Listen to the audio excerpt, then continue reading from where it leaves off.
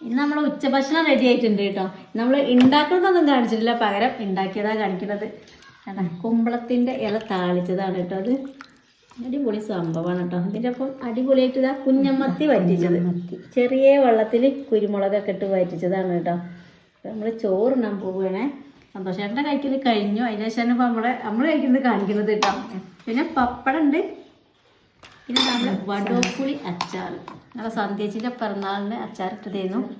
ചെറിയൊരു കയ്പുണ്ടാവും കേട്ടോ, അതാണ് ഇതിൻ്റെ ടേസ്റ്റ്. അപ്പോൾ നമ്മൾ കഴിക്കണം. എല്ലാവർക്കും എന്താ കറി ഒന്നും അറിയില്ല, അപ്പോൾ എല്ലാവരും കമൻറ്റ് ഇടണം കേട്ടോ.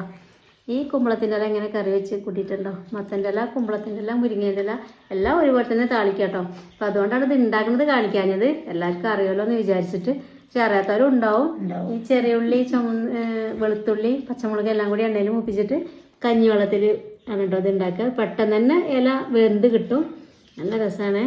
എന്താ ഞങ്ങൾക്ക് മിക്കവാറും ദിവസം നല്ല ഇതേപോലെയുള്ള താളിപ്പാണ് ഇട്ടുണ്ടാവുക. അപ്പോൾ നമുക്ക് കഴിച്ചാലോ?